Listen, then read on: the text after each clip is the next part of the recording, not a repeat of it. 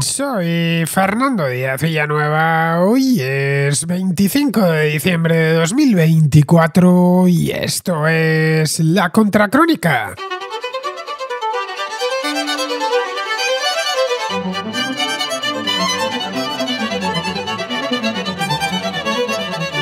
Ahmed al-Shara, el cabecilla de la organización islamista Hayat Tahrir al-Sham, la misma que acaudilló la campaña que derrocó al régimen de Bashar al-Assad hace solo 2 semanas, tiene por delante un desafío mayúsculo, el de poner en orden y gobernar un país devastado por la guerra.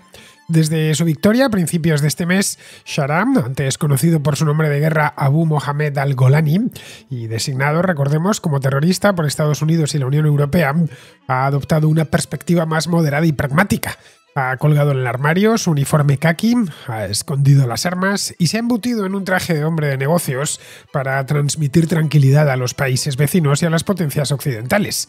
Asegura que quiere una transición pacífica en Siria, que el país recupere la democracia y que se acabe la guerra civil. Pero nada de eso será tarea fácil. Hasta hace solo un mes, el grupo de milicianos de Shara controlaba solo una pequeña zona en el nordeste de Siria, en torno a la ciudad de Idlib, en las inmediaciones de la frontera turca. Ahora son los dueños de Damasco y de la costa siria. Eso implica que deben administrar una superficie mucho mayor y gestionar bastantes más problemas que antes. El primero de ellos es el de la diversidad étnica. Siria es un crisol religioso que hasta ahora ha convivido más o menos en paz. En el país hay musulmanes de diferentes familias, varias confesiones cristianas y una numerosa comunidad drusa. En Alepo, la mayor ciudad del país y la primera de sus conquistas, prometieron respeto hacia todas las comunidades y dejaron intactas las iglesias. Un precedente esperanzador, ya que en Siria no solo están los hombres de Shara. Gobernar en todo el país significa ponerse de acuerdo con varios grupos de oposición al régimen de los Assad, construir sobre esas milicias un ejército nacional, redactar una constitución y mantener funcionando, entre tanto, los servicios públicos. Para lo primero necesitarán un consenso muy amplio que en un país que encadena 13 años de guerra civil muy sangrienta supondrá una tarea monumental y llena de dificultades. Por de pronto, Shara y sus aliados más cercanos se plantean una transición de aproximadamente un año para establecer las bases de un nuevo gobierno, que según ellos lo será de todos los sirios sin importar su religión. Tendrán también que abordar una serie de decisiones que se antojan complicadas, habida cuenta del pasado de Tahrir al-Sham. Una de ellas es la relativa a los derechos de las mujeres. La Siria de Bashar al-Assad era una dictadura, pero una dictadura de tipo laico. Las sirias no tenían, por ejemplo, obligación de llevar el velo islámico y estaba prohibida la discriminación por razón de sexo. Es un misterio si el nuevo gobierno seguirá por ese camino o implantará la Sharia. Pero los problemas de Shara no terminarán ahí.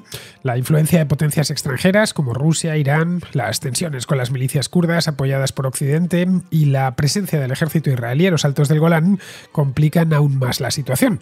En Estados Unidos, la administración saliente se ha mostrado proclive a negociar con los nuevos amos del país.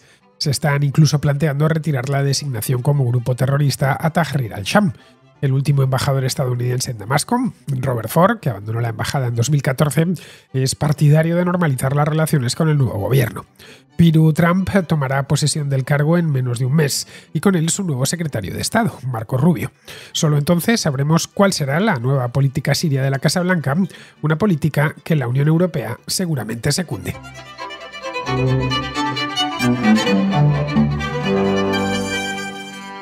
Desde que el pasado día 7 las milicias rebeldes tomaron Damasco, obligando a Bashar al-Assad a huir del país corriendo en avión, corriendo no en avión exactamente, huir a Moscú, el jefe de Hayat Tahrir al-Sham, conocida ya en la prensa por sus siglas HTS, y me parece muy bien, de hecho voy a empezar a llamarlo HTS porque eso de Hayat Tahrir al-Sham no hay quien lo pronuncie, por lo menos para un hispanohablante es realmente complicado. Bueno, pues este hombre, Ahmed al-Shara, antes conocido como Abu Mohammed al-Golani, en los anteriores programas que he hecho sobre este mismo tema todavía le llamaba al-Golani, pero ahora parece ser que no quiere que le llamen así.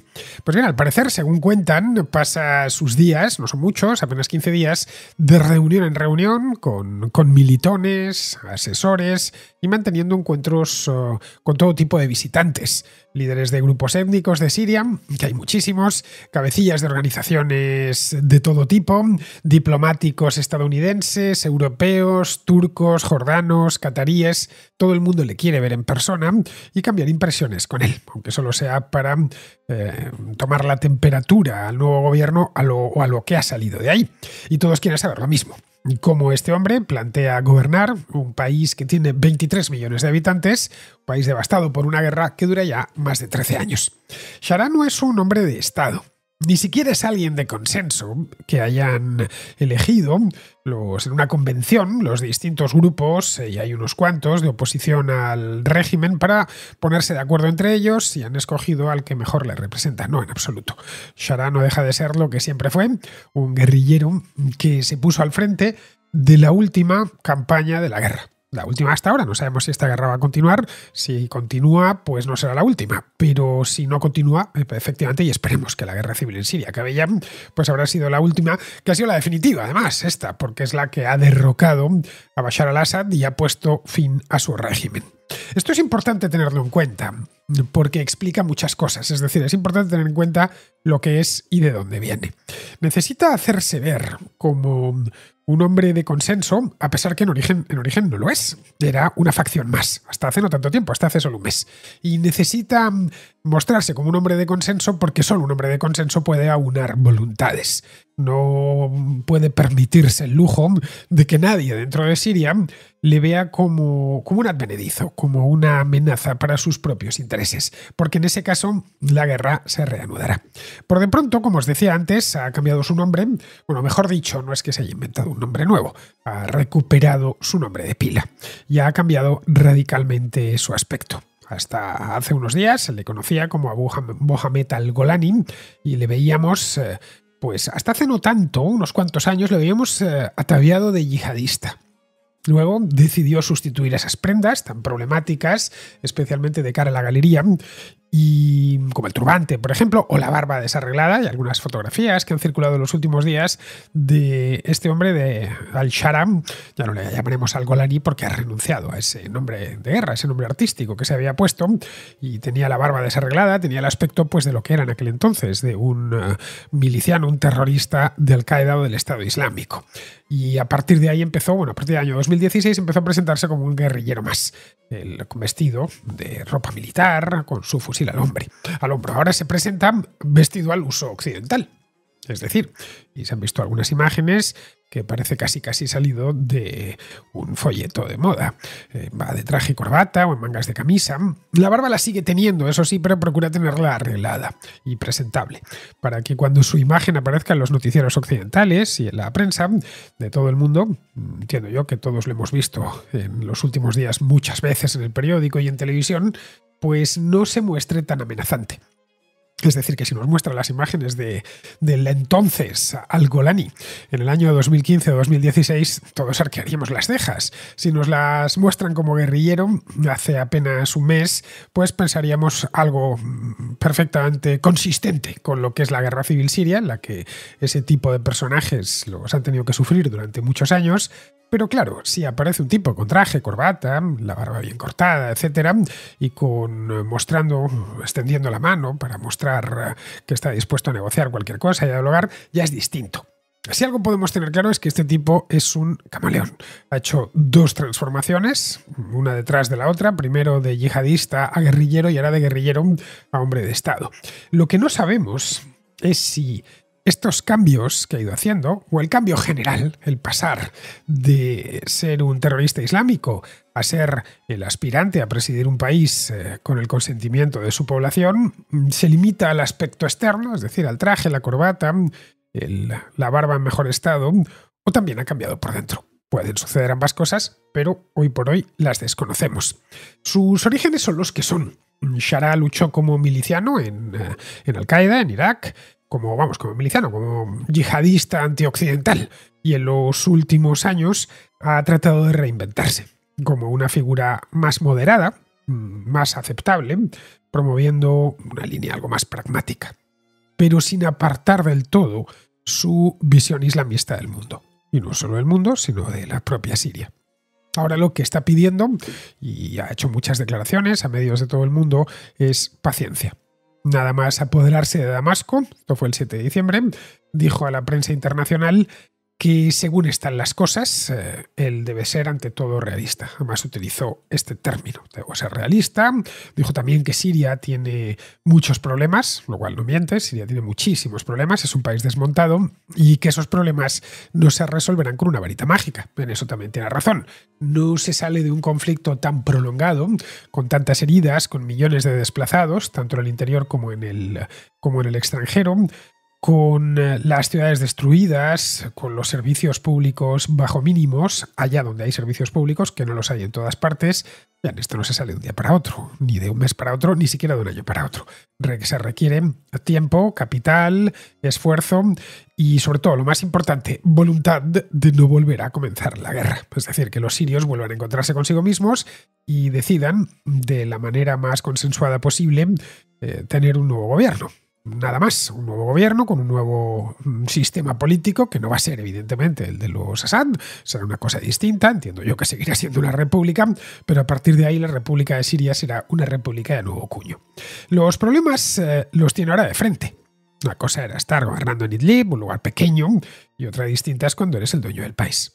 Shara y HTS estaban acostumbrados a controlar directamente una porción de territorio muy pequeña. El grupo era el dueño de la ciudad de Idlib, que tenía en el último censo unos 160.000 habitantes, hoy serán algunos más porque mucha gente emigró hacia esa zona, y de sus alrededores. Es decir, que tirando por lo alto, gobernaba sobre aproximadamente 3 o 4 millones de personas, nada más, en una zona muy concreta en el noroeste de Siria, pegando con la frontera de Turquía.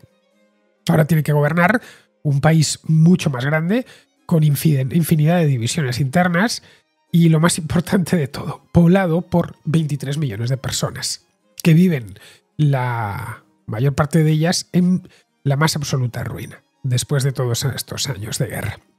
En Idlib y en su comarca solo tenía que gobernar sobre musulmanes sunitas, como él mismo, más una pequeña minoría de cristianos que había en aquella región, pero era pequeñita. Hoy lo que tiene ante sí, y bueno, y con permiso del Líbano, naturalmente, pues es el país, o lo que tiene en las manos, es el país más diverso de Oriente Medio desde el punto de vista religioso. El grupo de Sharam, el HTS, que desde hace unos años, él empezó a controlar Idlib y comarca en el año 2017, es decir, lo suyo no viene desde el principio de la guerra, esta guerra empezó en 2011, donde había un foco de resistencia, en origen controlaban también Alepo, los grupos de oposición que se fueron transformando y cambiando de nombre, y uno de ellos, el Tahrir al-Sham, se desplazó hacia la frontera turca buscando la protección de los turcos. Porque la Turquía de Erdogan, desde el principio fue contra el régimen de al-Assad. Esa es la razón por la cual el propio Bashar al-Assad tuvo que buscar la protección en los iraníes y en los rusos. Bien, pues ahora que ya no está solo en Idlib, ahora está en Alepo, que es la principal ciudad del país, ahora está en Latakia, en la costa del Mediterráneo, ahora está en la propia Damasco y gobierna a millones de sirios, incluyendo a sirios de distintas confesiones musulmanas, los pueblos sunitas, también hay chiitas, hay alawitas, los alawitas de la costa, el propio Bashar al-Assad era alawita, hay un montón de cristianos de distintas denominaciones cristianas. Hay kurdos, que son sunitas en su mayoría, pero son kurdos y por lo tanto ahí hay una distinción o una fractura nacional que va más allá de la religión. Y en Alepo, que es, como decía antes, la principal ciudad del país y la primera que conquistaron en esta última ofensiva a finales de noviembre, los de HTS se midieron bastante. De hecho, se esperó lo peor. Conociendo sus antecedentes, se pensó que iban a emplearse contra las iglesias, a perseguir a todo el que les llevase la contraria, a ponerles un velo a las mujeres, etc. Shara pidió que se respetase a los cristianos, que son muchos más que en Idlib. En 2012 había unos 250.000 cristianos en Alepo. Y hoy serán evidentemente muchos menos, pero sigue habiendo una comunidad bastante grande. Y dejó, y esto es lo más importante, intactas las iglesias. Es decir, sus milicianos barbudos no fueron a por las iglesias y les metieron fuego. Prometió también en aquel momento gobernar de un modo que todos, antes incluso de tomar Damasco, que todos los habitantes de la ciudad de Alepo se sintiesen representados. Bien, esto mismo es lo que se quiere llevar ahora a todo el país.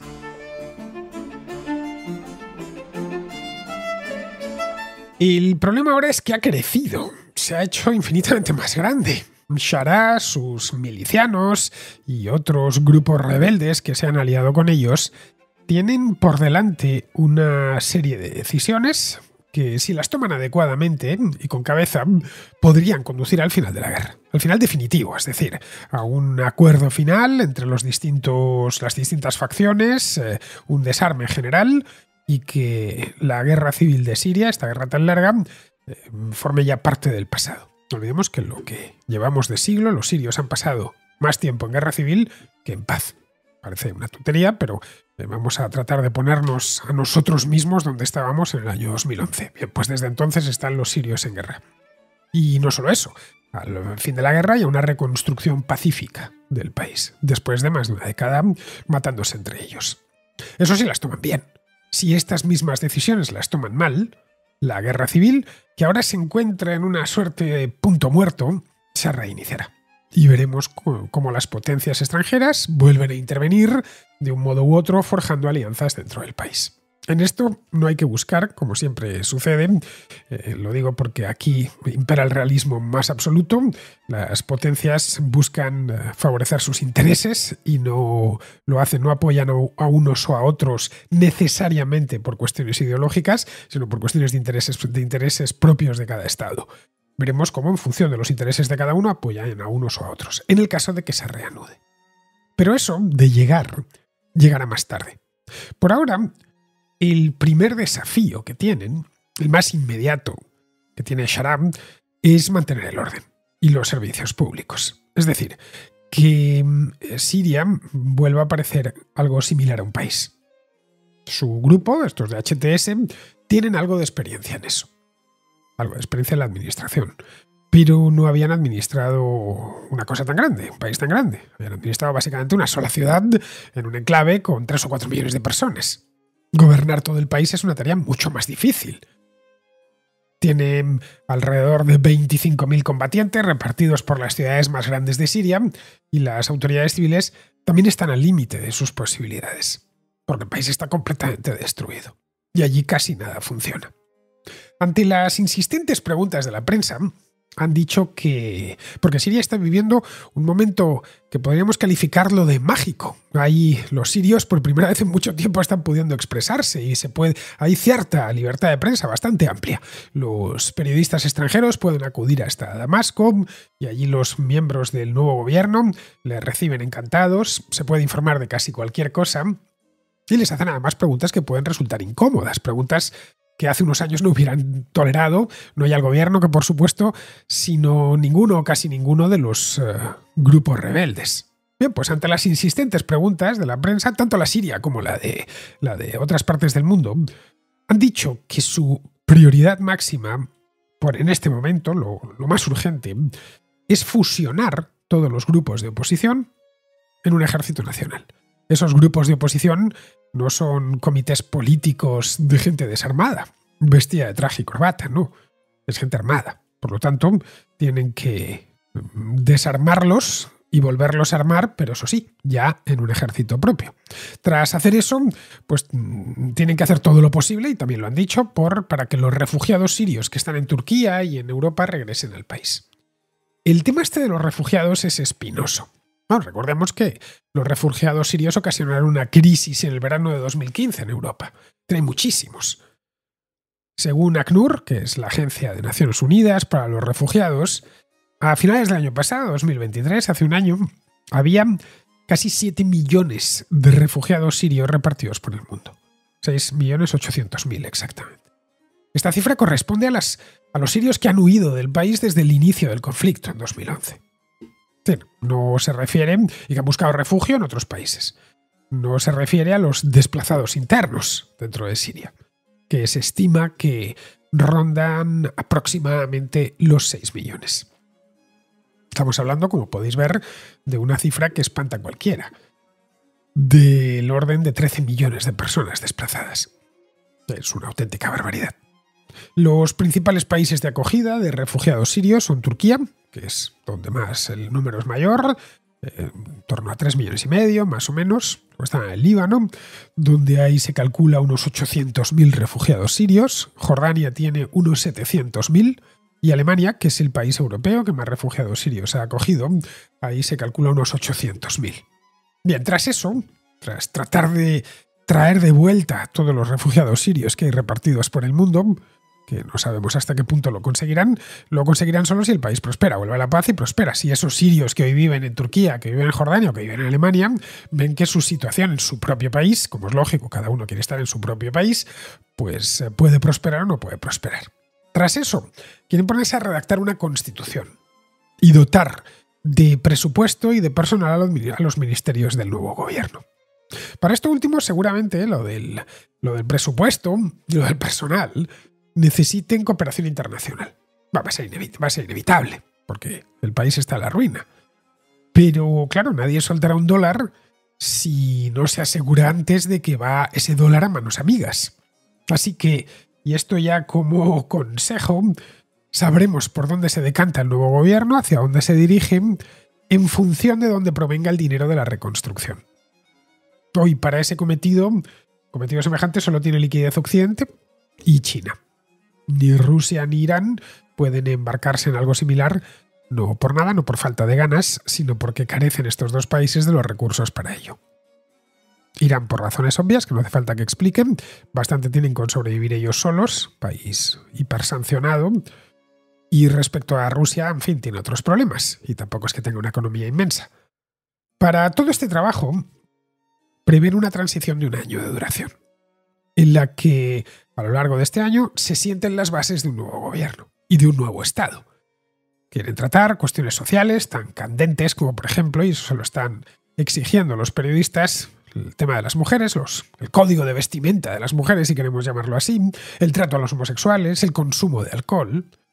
Asuntos que en otros países pues, no tendrían importancia, a nadie se lo plantearía. Un cambio de régimen en un país de Europa, por ejemplo, pues nadie se plantea que va a ser de las mujeres o de los homosexuales o si se va a poder consumir alcohol. Pero viniendo de donde vienen estos, pues claro, es bueno preguntárselo. Por ahora las elecciones tendrán que esperar. De cualquier manera, lo más esperado de todo no es tanto eso ya se verá el año próximo, como saber qué van a hacer respecto a los derechos de las mujeres. Los homosexuales seguramente no vean que su situación mejora, ya que Siria es un país muy homófobo. Tanto en la Siria de Bashar al-Assad como en la de la mayor parte de los grupos opositores, la homosexualidad está prohibida por ley. Y quienes sean sorprendidos en actos de carácter homosexual van directos a prisión. En Rojava es algo distinto, allí estas leyes no se aplican. En cuanto a sus relaciones internacionales, las potencias que más influencia han ejercido hasta ahora sobre Siria son Rusia, Irán, Turquía y Estados Unidos. Son los actores internacionales que más presencia han tenido en la guerra civil. El rumbo que tome el nuevo gobierno determinará la influencia de Rusia, que, como es bien sabido, tiene 2 bases en el país. Una aérea en las proximidades de Latakia, en el aeropuerto mismo de Latakia, y otra naval en el puerto de Tartus. Y que le sirven como punto de apoyo en Oriente Medio, y luego como aliado de Rusia está Irán, que envió fuerzas de Hezbollah para respaldar al régimen de Assad y que, en fin, ha utilizado durante mucho tiempo a Siria como pivote para proyectar influencia en Oriente Próximo y presión sobre Israel. Luego está más al este el problema kurdo. Las milicias kurdas de Rojava, apoyadas por Estados Unidos y la Unión Europea, todavía controlan un territorio muy vasto, alrededor de 1/3 del territorio sirio. Pero están sometidas a mucha presión desde Turquía, que está alineada, es hoy por hoy el gobierno exterior que más alineado está con HTS y con Sharam, lo cual tiene lógica porque les protegía cuando estaban en Idlib. Luego tenemos en el sur otro problema, que es Israel.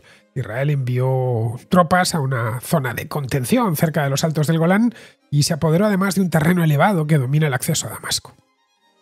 Hasta el momento Sharaa ha tratado de evitar fricciones con Israel, incluso después de los ataques aéreos israelíes que hicieron hace unas semanas.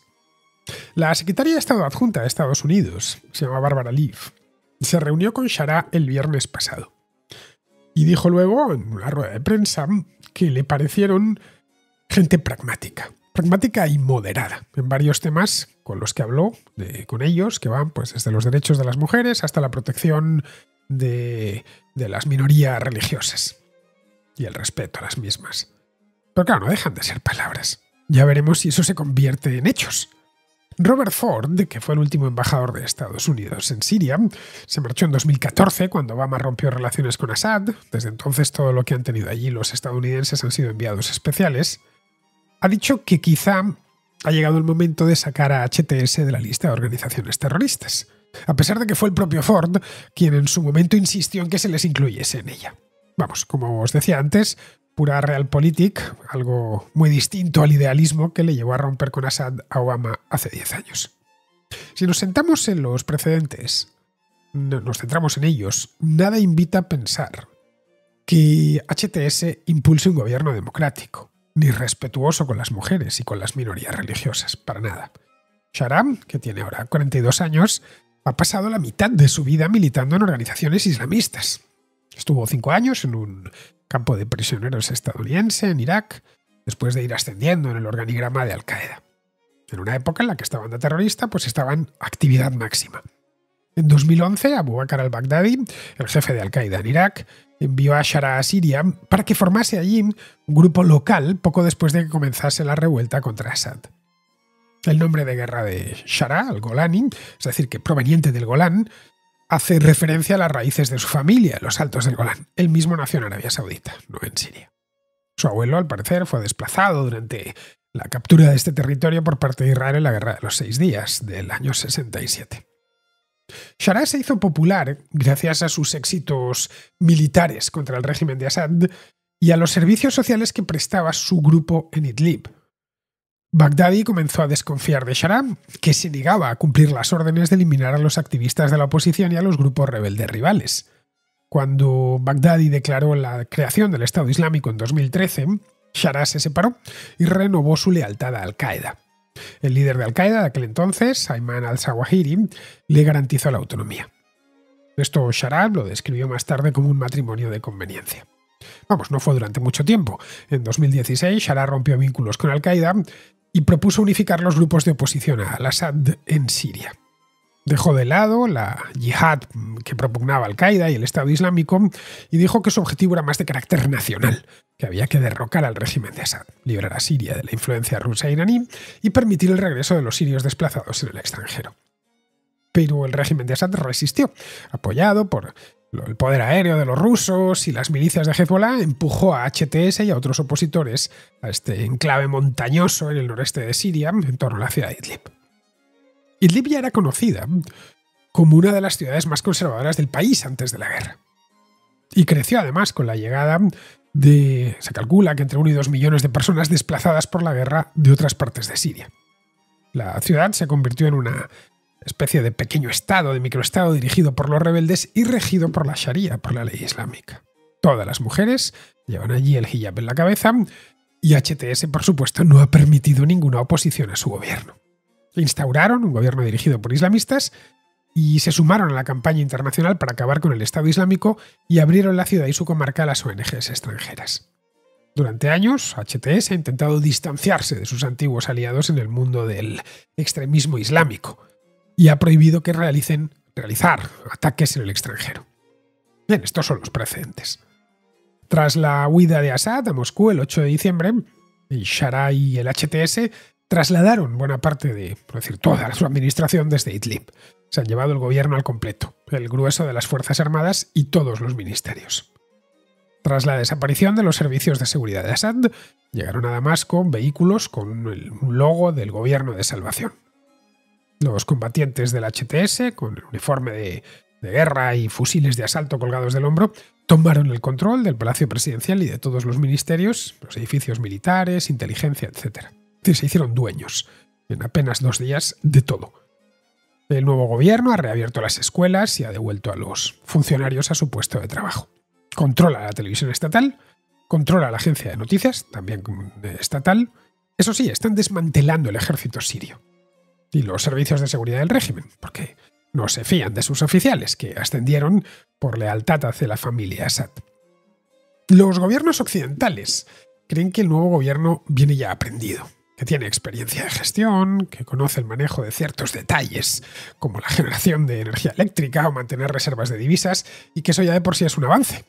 Un diplomático europeo que habló con Shara este mes dijo que espera que cometan errores, pero la cuestión para la Unión Europea es qué errores pueden o deben los europeos tolerar y qué errores no deben tolerar. De cualquier modo, muchos sirios en el exilio han dicho que piensan regresar a su país y se acaba la guerra. En resumidas cuentas, que Shara y el HTS han tenido éxito derrocando a al-Assad, pero aún tienen que demostrar que son capaces de construir algo viable sobre sus ruinas. Vamos con la contrarréplica. Empezamos con Guillermo, que nos habla de Alternativa por Alemania y de cómo este partido se ha valido de las redes sociales para ir creciendo. Hola, buenos días. A lo mejor estás ya cansado de hablar de Alternativa por Alemania. Eso te lo envío solo porque fue una clase que hicimos de redes sociales y en esta clase de redes sociales se ponía el ejemplo de Alternativa por Alemania como instrumento político, cómo se instrumentaban políticamente o cómo se podían instrumentar políticamente las redes sociales, en concreto qué tipo de contenidos podían funcionar en TikTok. Entonces se inició un pequeño debate de qué fue primero, el huevo o la gallina. Es decir, si el partido comenzó a radicalizarse porque esos contenidos publicados en redes sociales, que son una de las principales fuentes de crecimiento de Alternativa por Alemania, funcionaban muy bien y fueron impregnándose de esos contenidos ellos mismos, o si el partido realmente no nació con esa lámina euroescéptica o liberal conservadora y era realmente un partido pues más nacional de derechas y derecha populista que simplemente se ha servido de las redes sociales para seguir difundiendo su mensaje de génesis que bueno, que puede que no fuera ese, ¿no? Entonces ese fue un debate un poco que surgió en la clase en ese día. La imagen que me mandas la comparto con la comunidad porque me parece muy ilustrativa de la evolución de este partido, que nació en 2013 como un partido liberal euroescéptico que pedía bajar los impuestos y aligerar regulaciones y ha terminado siendo un partido de derecha identitaria. Bien, os lo estoy mostrando, esta imagen que me ha enviado Guillermo, la tenéis en la zona de comunidad en iVoox y si estáis escuchándolo a través de YouTube, pues no tenéis más que mirar la pantalla del ordenador o del móvil y la veréis ahí. Se puede ver cómo en 2013 la AfD no llegaba al 5% con aquel discurso liberal euroescéptico, llamémoslo así. En 2017, ya en plena transición hacia el discurso identitario, se colocó como tercera fuerza, con más del 10% de los votos, y en las europeas de este año se ha convertido en la segunda fuerza electoral del país. Puesto que, por cierto, probablemente repita las elecciones del 23 de febrero. Si te fijas, o si os fijáis, esto coincide con el auge de las redes sociales, que ya existían en 2013, pero que es a partir de ese momento cuando se convierten en una herramienta importantísima en la comunicación política. En España, Vox ha hecho exactamente lo mismo. Nació un año más tarde, año 2014, como un partido liberal conservador, el auténtico PP decían que era, el que no iba a traicionar a sus votantes, como había hecho Rajoy, y cuando llegan a las instituciones, en 2018, a finales de aquel año en Andalucía, y luego ya en 2019 llegan a las Cortes, van poco a poco virando hacia el identitarismo. Eso les ha reportado muy buenos resultados, en parte porque el identitarismo de derechas está de moda ahora, y en parte porque el PP salió del poder en junio de 2018. Si volvemos a la gráfica, AfD sube hasta 2017, pero luego vuelve a descender en las europeas de 2019 y las federales de 2021, porque todavía gobernaba el CDU. Ha sido a raíz de la salida de la Cancillería de Merkel cuando se han rearmado. Bueno, exactamente lo mismo que ha pasado en el Reino Unido con Reform UK, un partido de derecha identitaria que se ha beneficiado de la crisis entre los conservadores. El antecesor de Reform UK, que era el Brexit Party, no se comió un colín en las elecciones de 2019, las generales estoy hablando, porque el voto de derecha se lo llevaron los conservadores. En fin, en eso creo que ha tenido mucho que ver también el auge de las redes sociales, especialmente las de contenido en vídeo de corta duración, tipo TikTok o los Reels de Instagram. Bien, vamos ahora con Manuel, que es policía, y que nos habla de este tema del gran hermano turístico del que hablábamos hace unas semanas. Primero de todo, déjame felicitarte por el gran trabajo que haces. Te sigo a través de tus podcasts y también en Academia Play. Y la verdad es que contigo cada día aprendo algo nuevo. Así que muchas gracias. Dicho esto, me gustaría hablar de un tema que salió ya hace unos cuantos días relacionado con tener que facilitar nuestros datos en los hoteles y del revuelo que esto ha tenido. Bien, yo soy policía en Cataluña y y desde un tiempo hacia aquí se habla mucho de la inseguridad que sufrimos, no solamente a nivel autonómico, sino que incluso también a nivel estatal o europeo, y con razón. Debo añadir que la seguridad suele ser una de las preocupaciones de los españoles cuando se hacen los sondeos, obviamente entre otras, vivienda, inmigración, sanidad, etc. Pero la seguridad suele ocupar muchas veces este podio. Hay una cosa que la gente debe saber, que es que si queremos más seguridad, ha de existir más control, ¿vale? Por ejemplo, fronteras, ¿vale? Ahora mismo cualquier persona se mueve por Europa, lo puede hacer libremente, sin ningún tipo de control, tanto las buenas personas como las malas personas. Bien, si queremos que las malas personas no se puedan mover con esa facilidad, debemos poner un control de fronteras. Pero este control también afectará a las buenas personas. Pues esto mismo se extrapola a todo. Los malos también se alojan en hoteles o apartamentos. Obviamente hay algunos que facilitan datos falsos, eso está claro. Pero también son personas y cometen errores. Solo tienes que ver estos programas que se han puesto de moda de True Crime, que se han puesto ahora mismo, toda esta gente que los ve, gustan mucho, es normal, están muy bien. Los malos se equivocan, se olvidan de cosas, con el tiempo cometen fallos que les son fatales y que la policía aprovecha para cogerlos. A veces son fallos garrafales y otras veces son fallos muy tontos que permiten tirar de un hilo y acabar pues con un entramado criminal. Sin ir más lejos, hace poco vi el caso de una francesa que mató a una amiga suya en Aragón. Y la policía pudo resolver el caso mediante un pago hecho con tarjeta de crédito que se había realizado en un centro comercial, que estaba muy cerca de la zona donde se encontró el cuerpo. Si no se hubieran facilitado estos datos en un hotel, pues nunca se habría podido resolver el caso. Y gracias a esto, pues la familia de la chica fallecida pues pudo saber qué había pasado y dónde estaba la chica y quién había sido. O sea que si queremos más seguridad, nos guste o no, se va a ver afectada nuestra libertad en muchos sentidos. Si quiero detectar a gente bebida al volante, he de hacer un control y parar a todos los vehículos, haciendo perder el tiempo también a la gente que no ha bebido y que llega tarde a una cita, por ejemplo. Pero es la manera que tengo yo de saber, hablando con las personas, bajando la ventanilla, oliendo, interactuando, es la manera yo que tengo para saber si esa persona ha bebido, si es buena, si es mala, si trama algo, si está nerviosa, si está preocupada. Es mi manera de trabajar. Si estoy buscando droga en una estación, por ejemplo, autobuses, me iré con un perro y revisará todas las maletas, haciendo perder el tiempo también a los pasajeros que no llevan droga. Si estoy buscando armas de fuego o armas blancas, todos tendremos que pasar por un arco de seguridad haciendo una cola y nos tendremos que quitar los cinturones para que no piten o algunos calzados, y eso también afectará a la gente buena que no lleva nada encima. Si quiero encontrar a gente fugada de la justicia, he de identificar a todas las personas que me encuentro y así poder ver quién tiene una orden de búsqueda y quién no. Es decir, que hemos de ser conscientes que a más seguridad, más control sobre todo y sobre todos. Una cosa va de la mano de la otra. No tiene sentido quejarse de la inseguridad y que luego nos moleste que haya más control en la calle.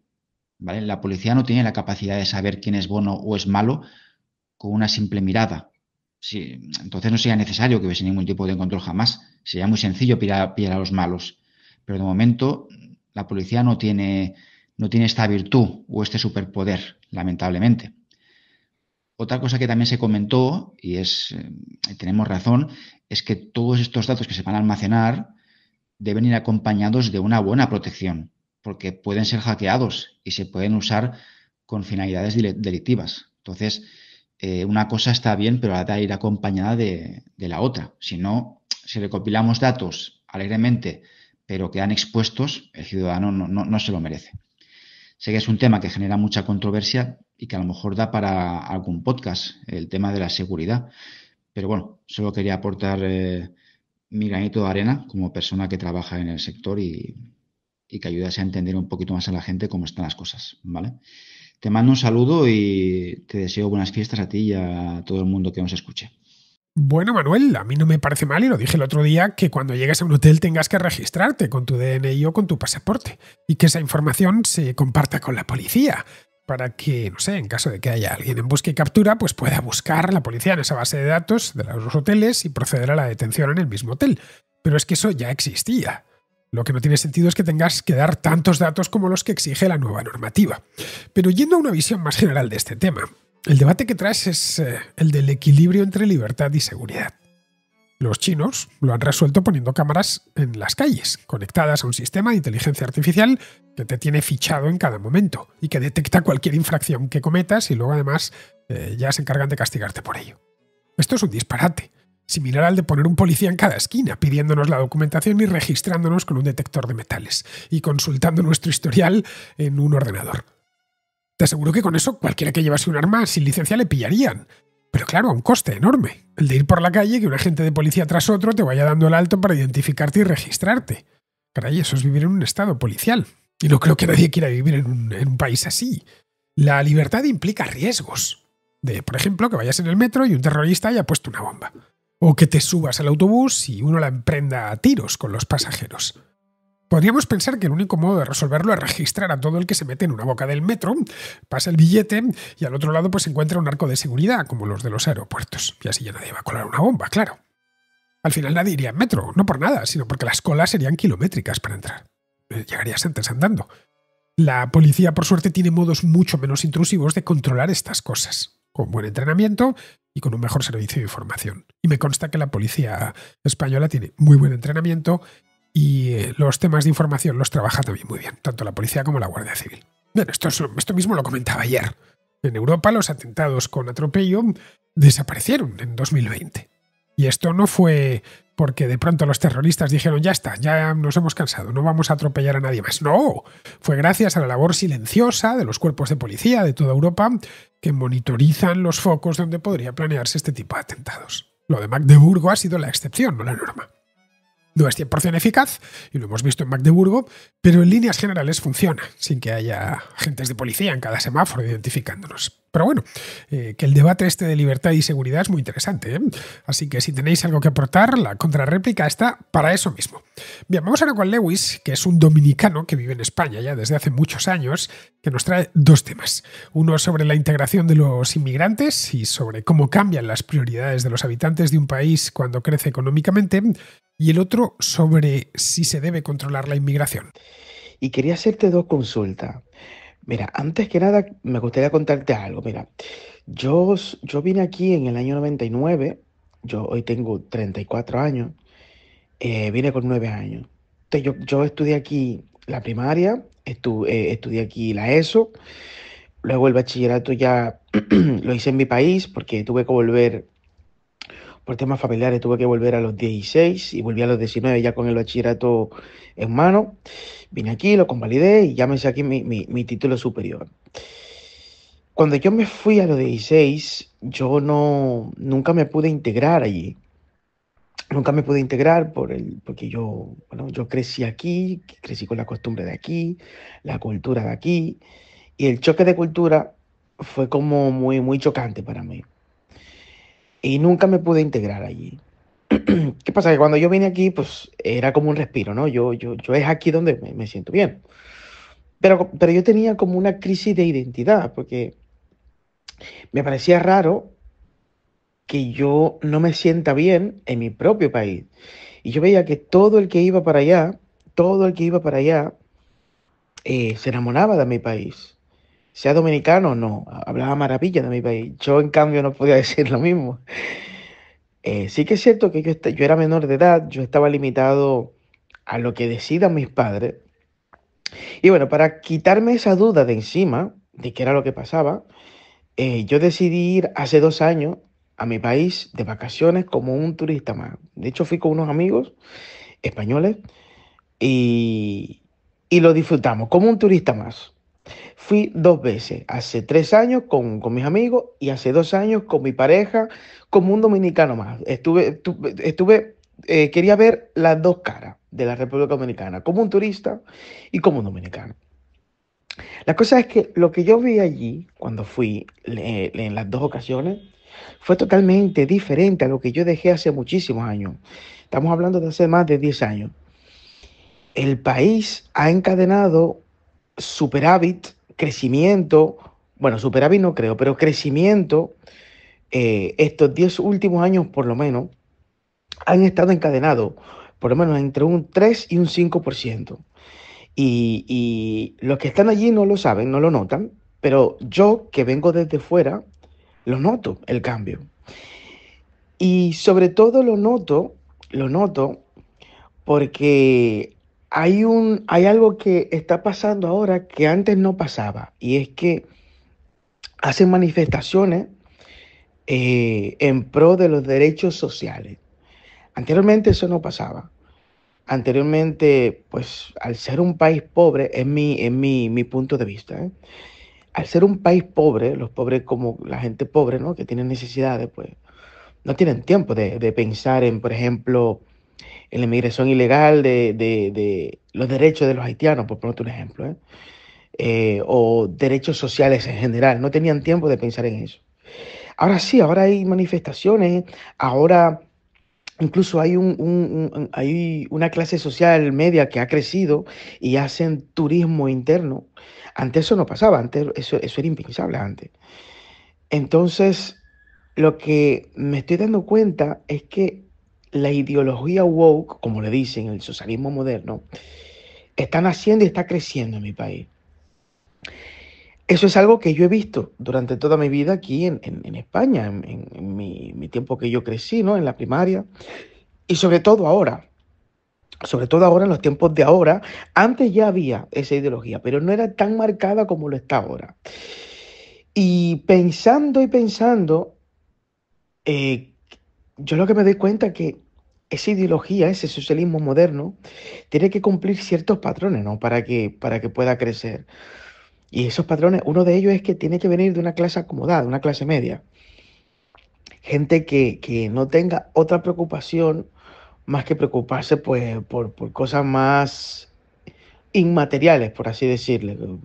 Cosas como derechos sociales, los derechos de de los palestinos, los derechos de la inmigración ilegal, todo este tema. Para que a la gente le nazca este sentimiento, sus necesidades tienen que estar cubiertas, porque si no fuera así, ellos se preocuparían por otra cosa.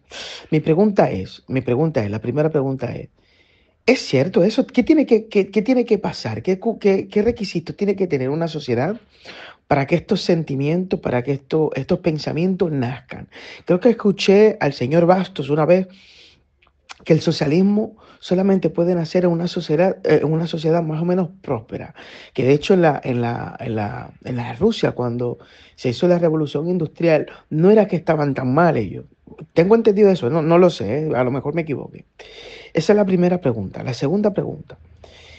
Yo soy un inmigrante, obviamente. Quiero decir, no estoy en contra de la inmigración. Sería lo último que pensaría, porque yo soy inmigrante y mis padres son inmigrantes y mi familia también. Sin embargo, la discriminación, la poca discriminación no es mucha, pero la poca discriminación que yo he sentido aquí en España no ha venido de los españoles. Nunca, al revés. Los españoles siempre me han tratado de una forma, me han tratado como en casa. La discriminación más bien la he sentido con los propios inmigrantes y, y con los mismos dominicanos. Por ejemplo, soy ateo. Yo soy ateo, yo soy liberal y no soy muy patriótico tampoco. Entonces, eh, el dominicano me dice que yo no soy dominicano porque yo no creo, yo no soy cristiano, no creo en Dios. Por eso ya yo no soy cristiano. O que no creo en la patria, no creo en ese tema de la patria. Y por eso no soy dominicano. Entonces, también está el caso de que hay muchos dominicanos que cometen fechorías y muchos inmigrantes que cometen fechorías. Y yo creo que estoy a favor de la inmigración, pero una inmigración controlada. Claro, eso no sé si choca con mi pensamiento liberal, porque yo lo que creo es que no creo en la frontera, yo realmente no creo en la frontera, pero sí creo que debería de haber un control porque sea inmigrante o no, al final estamos conviviendo aquí, estamos construyendo un hogar. Cuando votamos, cuando cambiamos de gobierno, nosotros votamos por unas ideas, ¿no? Vamos teniendo problemas a lo largo del tiempo y dependiendo pues del partido del partido que nos vaya solucionando este problema, pues votamos por uno o por otro. Pero si vienen gente que no son compatibles, no por lo menos que piensen igual que nosotros, pero que se puedan integrar con la sociedad que tenemos actualmente, pues yo creo que deberíamos de, no sé, de poner un filtro a lo que es la inmigración descontrolada. No digo que haya que poner, obviamente, no, estoy a favor de la inmigración siempre, pero sí controlada, controlada. No sé qué piensas tú de esto. Bueno, Lewis, tú no tienes un país, tienes dos países, la República Dominicana y España. Naciste en uno y siendo un niño emigraste al otro. Es normal que tengas esa sensación de extranjero en la República Dominicana, ya que allí tampoco has pasado demasiado tiempo. Por suerte, España y la República Dominicana pues tienen una cultura parecida. Cuando se dice que son países hermanos, es que son países hermanos, empezando por el mismo idioma, y eso, claro, facilita mucho las cosas. Si tus padres hubiesen decidido emigrar a Suecia, pues el choque habría sido aún mayor. Luego, respecto a lo que comentas de cómo el crecimiento económico en la República Dominicana ha cambiado las prioridades de muchos dominicanos, pues es también normal. El desempeño económico de la República Dominicana en los últimos 10 años ha sido notablemente positivo en términos de crecimiento del PIB y de diversificación de su economía. Las cifras de crecimiento anual, en el caso de la República Dominicana, en muchos casos han superado el promedio de Hispanoamérica. Bueno, según datos del Banco Mundial, que lo iba a mirar, y del FMI, desde 2014 hasta 2023, el país ha tenido una tasa de crecimiento promedio del 5%. Tuvo un pico importantísimo en 2021, cuando se fue casi pasado el 12,3%, y el año pasado, no, en 2022, lo tengo delante, casi el 5%. Vamos, que el PIB dominicano es de más de 120.000 millones de dólares. Por encima incluso de Puerto Rico, aunque eso sí, con más habitantes. En el año 99, el año que tú siendo un niño viniste a España, el PIB per cápita del país era de 2.600 dólares. Hoy es de 10.700 dólares. Claro, esto está creando una clase media que lo principal lo tiene resuelto y puede dedicarse a otras cosas. Puede tener pensamientos lujosos, pero bueno, eso es una consecuencia inevitable de la prosperidad. Luego, respecto al control de la inmigración, en fin, lo he hablado muchas veces, claro, pero la inmigración ya está controlada. Existen fronteras, es decir, para entrar en España o en Italia o en Estados Unidos o en la República Dominicana hay unos controles de inmigración. Yo estuve en la República Dominicana hace unos meses y tengo un sello en el pasaporte en el que me puso la gente que solo podía estar, creo que era 90 días en el país nada más, y me lo puso a bolígrafo, ¿eh? Es decir, hay controles de inmigración en todas partes, sí, por supuesto.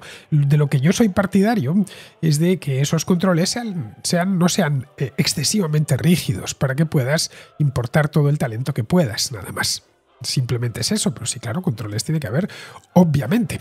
Muy bien, pues con esto, queridos amigos, terminamos ya la contracrónica de hoy. Estamos en el día de Navidad, así que me despido de todos vosotros deseándoos una muy feliz Navidad.